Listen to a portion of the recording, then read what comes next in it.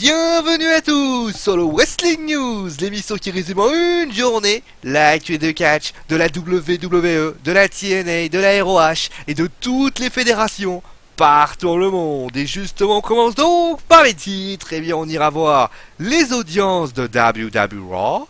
On ira voir ensuite les résultats du show Road to Vision Attack de la New Japan Pro Wrestling, j'y suis arrivé. Et enfin, on terminera avec une information sur Braun Strowman. Allez, maintenant on commence donc avec les audiences de Raw. C'est vrai que Raw devrait grimper. Parce que c'est vrai que quand on regarde le show de la semaine dernière, le show était plutôt intéressant. Le retour de Roman Reigns, Shane McMahon, l'Undertaker. Et en plus de ça, on pourrait imaginer que plus WrestleMania arrive, les audiences devraient grimper.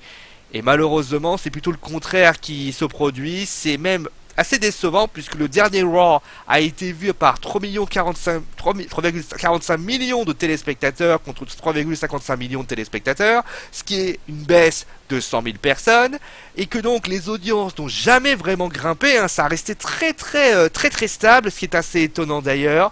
On peut considérer qu'il y a une baisse dans la deuxième heure, mais c'est assez anecdotique, et surtout ça pose une grande question, c'est qu'il faut que ça change très vite, car WrestleMania va arriver dans environ 17 jours, et ce n'est pas le désintérêt des fans qui fera que ça ira mieux. Bon allez, maintenant on continue avec la New Japan Pro Wrestling, avec le show que j'arrive pas à prononcer, Road to Vision Attack.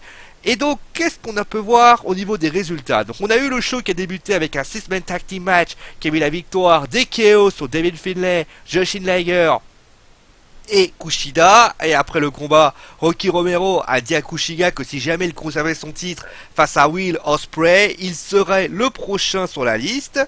Un second match, un second six-man tag a alors lieu avec encore les Chaos, puisque vous aimez tellement Sakuraba, Toru Yano et Yoshinash, qui faisaient face à Tenzan, Nakanishi et Nagata. Et c'est une bonne soirée pour les Chaos puisqu'ils gagnent suite à un roll-up de Toru Yano. Et plus on est de fous, plus on rit, nous avons eu un 8-man tag team match entre les Bullet Club, qui bat d'ailleurs Jay White, Ryukusei, Taguchi, Toki Makabe et Tomoyaki Omna, suite à un tombé d'ailleurs de Tamatonga. Le quatrième match est pour le titre poids lourd NWA Junior, et c'est Steve Anthony qui devient le nouveau champion NWA en battant Tiger Mask 4. A noter que c'est la victoire s'est dessinée puisqu'à un moment où Anthony a arraché le masque de son adversaire.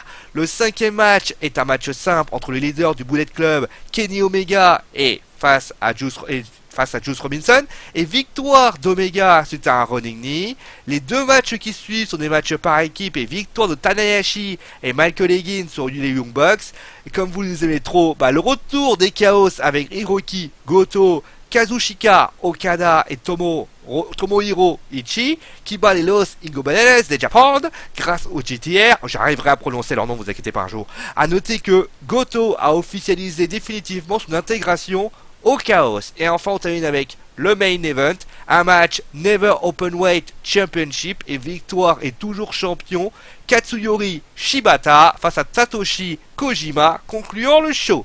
Allez, maintenant on passe on va quitter le Japon pour retourner aux États-Unis, et forcément on va aller voir du côté de Braun Strowman.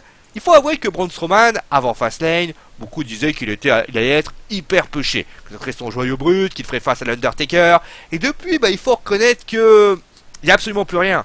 Et on craint que le momentum soit passé. Alors, attention, ça peut être aussi lié à la blessure de Bray Wyatt qu'on a parlé samedi lors du Wrestling News. Mais détrompez-vous, fans rares de Strowman, la WWE aurait toujours pour ambition de faire un Lesnar contre Strowman pour le SummerSlam, permettant ainsi à ce dernier de montrer son vrai potentiel. D'ailleurs, cette rivalité avec la Wyatt Family serait une rivalité à long terme qui découlerait d'un match entre Bray Wyatt et Brock Lesnar à WrestleMania 33. La raison était plutôt pour ainsi dire évidente, c'est que bien évidemment, Bray Wyatt étant blessé, il ne pourra sans doute pas être là à WrestleMania 32, et en plus de ça, Dean Ambrose est l'adversaire aujourd'hui de Brock Lesnar. Enfin, après, attention, on va pas sortir la champagne trop vite, parce que si pour certains officiels et fans, c'est super, c'est magnifique, rebouchez-le un petit peu, parce que pour l'instant, s'il y en a qui sont très fans, il y en a d'autres qui sont pas du tout chauds de le voir lutter contre Lesnar. Et j'ai envie de vous dire, la raison, elle est pour ainsi dire évidente. Bon, en tout cas, moi je vous pose une question. Que feriez-vous de Braun Strowman si vous étiez à la place de Vince? Le renvoi n'est absolument pas envisagé. Bon, en tout cas, c'est la fin de ce Wrestling News. J'espère qu'il vous a plu. Demain, on parlera bien sûr des résultats de WWE Raw. Et on parlera également... Alors, on parlera de quoi d'ailleurs? Qu'est-ce qu'on va parler? On parlera des pay-per-view. Voilà, on parlera des pay-per-view. 2 pay-per-view au mois de mai. Et justement, on avait des spéculations comme ça, il n'y en aurait pas eu. Et on parlera justement des 2 pay-per-view qui seront proposés pour le mois de mai. Bon, allez, maintenant, prenez soin de vous, amusez-vous bien. Et ciao tout le monde!